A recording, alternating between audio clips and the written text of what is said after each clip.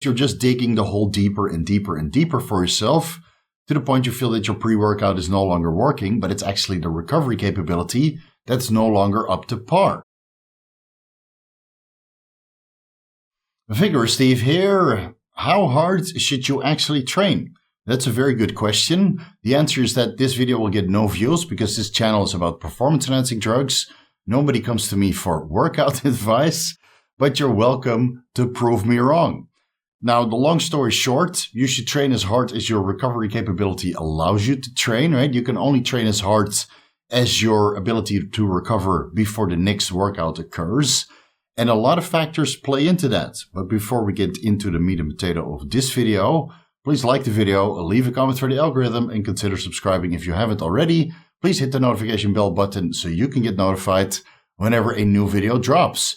Now, what do I mean with recovery capability, right? We have to look into our sleep rhythm, right? We need to sleep a decent amount of hours by sleeping according to the circadian rhythm. If you're going to bed like what I'm doing right now, which is horrible for your circadian rhythm, I go to bed at 4 o'clock in the morning and then I semi-wake up around 9 o'clock in the morning when I should be sleeping till 12. The sun has been coming up for a long period of time, so I'm sleeping outside of my circadian rhythm. When you sleep according to your circadian rhythm, let's say 10 o'clock in the evening to 6, 7 o'clock in the morning, 8 to 9 hours of sleep, very beneficial when you're training for strength and hypertrophy and growing new muscle tissue during the off season. If you sleep a lot, you recover a lot. Now, assuming that your calories are in place, you have a decent meal before bed so you don't go catabolic or in a caloric restrictive state during the night. Sleeping a lot of hours allows you to recover better. And if you're sleeping outside of your circadian rhythm, even if you're getting 8 to 9 hours of sleep in per day, your recovery capability still goes down. Stress affects your recovery capability, whether that's relationship stress, work stress, school stress, other kinds of stress, right? A global situation stress. Stress kills your gains. Now, the amount of stress that you have might completely mitigate your gains or make you shrink, or simply impairs your recovery capability, allowing you to train less hard for consecutive workouts. Your food intake, obviously, whether those are calories or micronutrients. If your diet isn't structured ideally and perfectly, your recovery capability goes down. If your calories go down to facilitate fat loss, if your micronutrients are still sufficient, your recovery capability goes down less compared to being in a caloric restrictive state and not getting sufficient amounts of micronutrients. Then your recovery capability goes down significantly more. Drug intake, obviously. Let's start with your hormone profile. If you have subpar testosterone levels, lower recovery capability. If you have adequate testosterone levels, you have normal recovery capability, assuming that the sleep, the nutrition, and the stress levels are all managed. Now, if you have super physiological amounts of testosterone and other performance-enhancing drugs in the picture, the whole reason why we take performance-enhancing drugs in the first place is to increase recovery capability to the max, right? Now you can train as hard as you want.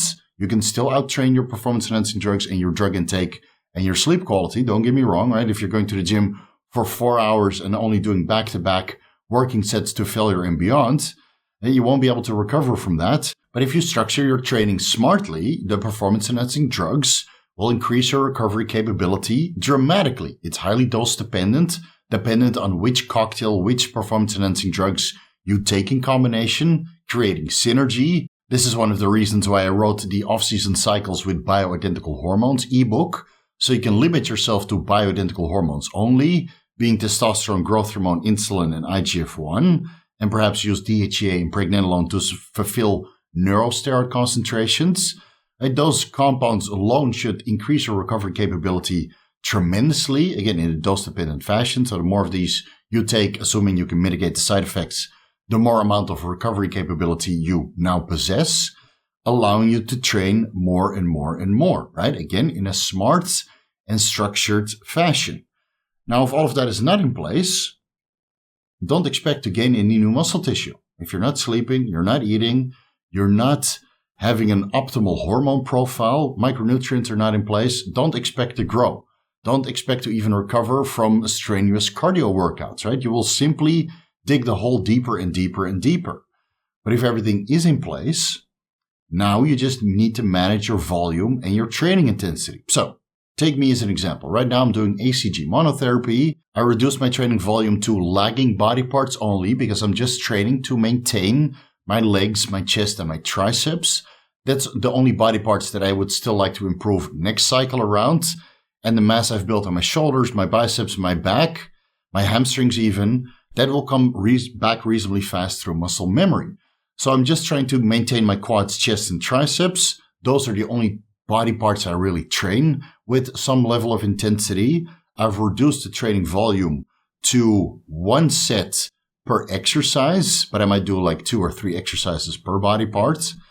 And that's pretty much all I do. I don't train to failure. I don't have so much recovery capability because I'm not sleeping to my circadian rhythm.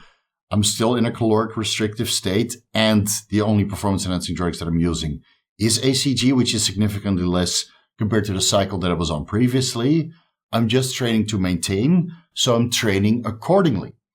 If you're training for making progress, we have 2 scenarios, right? We have a scenario during off-season, food intake is high, you're sleeping a lot, you're using performance-enhancing drugs, but they're not to the extent that the use of performance-enhancing drugs would be during a cutting phase because your calories are lower, right? You need recovery capability at maximum, but if your calories come down, the drugs usually go up. And if the food comes up, the drugs can come down because you don't need to compensate for this lack of caloric and micronutrient intake. The training in both contexts could be very, very similar, right? You're training for strength, you're training for hypertrophy. Maybe each body part you do 3 or 4 working sets, maybe even 8 working sets if you can recover from that. But it highly depends on you. So you need to keep track of your volume. You need to keep track of your working weights. You need to keep track of your accessory work to prevent injuries, improve your mobility, all the steps that you get in during the day, because that might vary during the off-season or contest prep tremendously, right? Keep track of all of that, which plays into your recovery capability, and that ultimately determines how hard you can train and how much food you need to eat, how much drugs you need to take to facilitate all of this recovery, allowing you to train more frequently, for example, or train less frequently. We have many different kinds of splits. We have the full body workout with 1 day off. We have an upper body, lower body split with 1 day off, or maybe repeat it 3 times per week with only Sunday off, right? Depends on your recovery capability. We have a push-pull legs with 3 days on, 1 day off, or 2 days on, 1 day off. So you do push-pull, off, legs, push, off, pull, legs, off, etc. Then a more derived version of that is push-pull legs A-B. So you have 2 different kinds of workouts that you cycle through, maybe 3 days on or 2 days on, 1 day off. Then you have a 4-day split, 5-day split, 6-day split even, maybe with some accessory work. So you might do particular body parts twice per week, other body parts only once per week, depending on how much you want to bring them up, how much detailing you want to do, and how much volume and training intensity each body part can recover from individually, because some body parts recover less favorably than others. Right? Stronger body parts, generally speaking, recover quite well. So maybe for you to save your nervous system for weaker body parts, so you can train those to failure and your stronger body parts more frequently but less intense, maybe if legs is a strong body part for you, you do leg extensions twice per week, followed with some leg presses twice per week as your accessory work to maintain your quads. And then all of your central nervous system fatigue, strain, and training past failure, you save for your weaker body parts, right? And you train those maybe once per week because you need so much longer to recover from that particular workout. So there's a lot of micromanagement that needs to be in place before you can really determine how hard you should train, how often you should train, and how much volume you need to have for each body part for your physique to develop optimally and equally. So there's a lot of things you need to consider, right? This is why we track everything. That's why we have coaches to guide you through that process. No, I'm not accepting any new clients, but there's many qualified coaches out there who will manage your diet, your micronutrients, your training volume, and your performance-enhancing drug intake and your health alongside of that, so you can make as much progress as possible while keeping your health intact. This is why we have logbooks, guys. This is why we have logbooks. This is why I track most of my workouts. This is why I write my workouts down below in the YouTube description section and each Instagram post, so you guys can see how my strength is fluctuating, how I'm cycling through the workouts, where I'm keeping reps in reserve, if I'm doing 1 set or 2 sets, which body parts I still push to failure, being my calves predominantly because I recover from calf workouts quite fast. And 2 working sets to failure twice per week. That is 4 working sets per week. And just because my calves are already reasonably developed, it doesn't mean I don't have to train them to failure to sustain them. That being said, a couple guidelines for you to follow, assuming all of the recovery capability is in place. Because again, if you sleep right, you eat right, your supplementation, your health is right, and you have some PEDs in the picture, doesn't mean you can't overtrain, right? Overtraining is still quite common. Bodybuilders, meatheads, they think more is better regarding all of the aspects which I mentioned before, right? More sleep, more food, more drugs. In many cases, it does play out to a certain extent, again, assuming that you're on top of your health. That being said, I would limit your training volume to the following. I know most people can recover from a protocol like this. Train only 5 days per week. You can do cardio on the days that you're off. You can even do cardio every day unless your legs are really lagging. But training to failure 5 times per week, it seems that that's the most sustainable. And when I say sustainable, you still need to do a deload 4 weeks, maybe 8 weeks into training 5 times per week, because your central nervous system does need a break. And it might be better to schedule a deload preemptively so you don't overtrain, so you don't get into this central nervous fatigue state and you need to take 2 weeks off, or you're really battered and broken because you wanted to push another week. I suffer from this many, many times, but I have a video about this now, when to schedule a deload. I'll link it at the end of this one. 6 weeks on, 8 weeks on at maximum, and then 1 week off, whether you do 50% training intensity or a full week off. This will just preserve you and prevent overtraining. Train 5 times per week. I would limit it to 2, maximum 3 body parts per workout. It highly depends if you're doing push-pull legs or a 4 or 5 day split. Ideally, you limit your main workout to an hour at maximum 1.5 hours. This is not including warm-ups or mobility work or cool downs at the end of your workout. Train hard for an hour at maximum 1.5 hours, after which in many cases you see that cortisol levels start to go up, glycogen levels start to deplete. You might start to burn more and more protein during your workouts. Some guys get a smell of ammonia, meaning that they're burning proteins during the workouts because they train too long with too many sets, too much volume, too much beyond failure. So really keep a track of that. If you do some warming up, some mobility work, and you train for an hour with a cool down, that seems to be ideal, right? You're not digging into your muscle tissue. You're not glycogen depleted in that particular body part that you're training during that workout. And longer than that seems to be counterproductive for recovery as well for general hypertrophy signaling. I would limit my training intensity to 6, maybe at maximum 10 working sets. Again, working sets are going to be a little bit different for everybody else. Some people consider a working set training to failure, but not beyond. Some people consider that failure, but mechanical failure. So when the form breaks down, they stop. They've reached the end of their working set. And other guys just push to, right, an inch within a muscle tear. Right, there's something to say for that as well. That's a little bit of risk versus rewards. But I would limit my actual working sets, depending on the training intensity, between somewhere of 6 working sets to 10 working sets.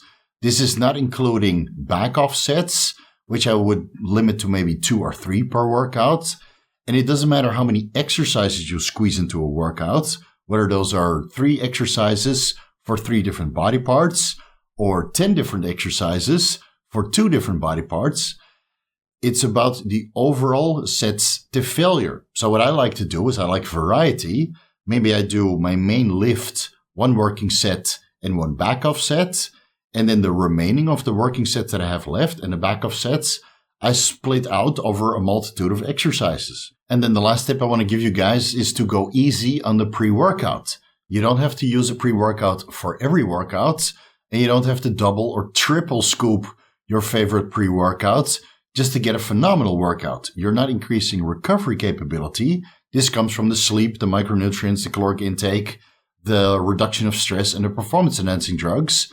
The pre-workouts increase your training capacity. And if you're increasing your training capacity with a pre-workout or a multitude of pre-workout ingredients, you're training at a higher capacity, so now you need more recovery capability to actually recover from this strenuous workout that has been leveled up with 10, 20, maybe 50% above baseline. Because without those in place, you're just digging the hole deeper and deeper and deeper for yourself to the point you feel that your pre-workout is no longer working, but it's actually the recovery capability that's no longer up to par.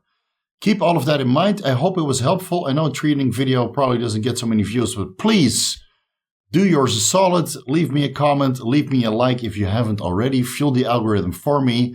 I would like to talk about training and nutrition a little bit more often, not just about performance-enhancing drugs. Let me know what you'd like me to talk about next. I'll keep it into consideration and make some videos for you guys on your requests. For now, I'll leave it here. Thank you guys so much for watching. You can find everything that I'm associated with down below in the description section. Follow me on Instagram and TikTok at Vigorous Steve. Vigorous crew, I know you already did what you're supposed to do, so here is your front double bicep. Minimal training intensity, just training to maintain, and so far so good. My arms are still somewhat impressive. Thanks for watching, and I'll see you in the next video.